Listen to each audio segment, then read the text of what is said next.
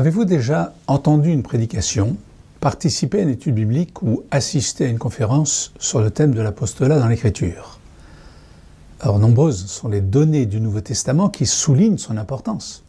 Le mot apôtre lui-même est employé 80 fois et on le trouve sous la plume de tous ses auteurs, hormis Jacques. On y rencontre encore d'autres expressions qui toutes renvoient au même thème, les 12 ou les 11 ou le mot apostolat. Par ailleurs, certains enseignements explicites du Nouveau Testament confirment cette importance.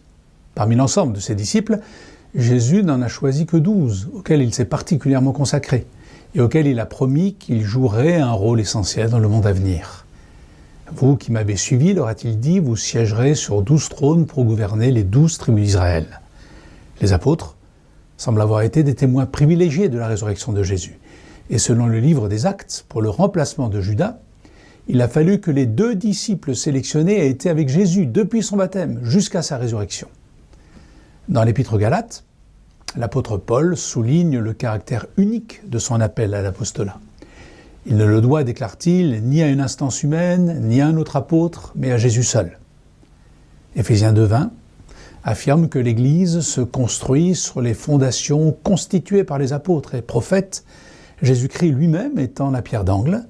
Et Apocalypse 21, verset 14, parle des murailles de la Jérusalem à venir, dont les fondations portent le nom des 12 apôtres de l'agneau.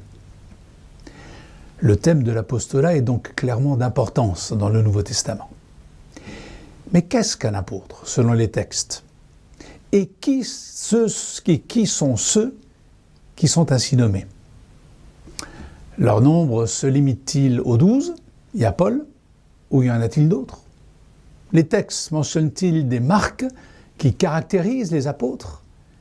Et si, comme le déclare la première épître aux Corinthiens et la lettre aux Éphésiens, Dieu a donné à l'Église premièrement des apôtres, devrions-nous nous attendre à ce que ce ministère perdure jusqu'à nos jours, de même que les ministères de prophètes, d'évangélistes, de pasteurs et de docteurs? Que penser de l'affirmation des conciles qui déclarent l'Église apostolique? Et que dire de la succession apostolique, la lumière des données de l'Écriture, ainsi que du mouvement contemporain qui se nomme la Nouvelle Réforme apostolique? Telles sont certaines des questions auxquelles ce cours tentera de répondre. Nous établirons tout d'abord un état des lieux de la recherche moderne sur l'origine et la nature de l'apostolat du Nouveau Testament. Puis nous mènerons notre propre enquête dans l'Écriture pour tenter de comprendre ce qu'est un apôtre selon les données néo-testamentaires. Nous étudierons ensuite certains textes clés qui traitent tout particulièrement de la conscience apostolique des apôtres.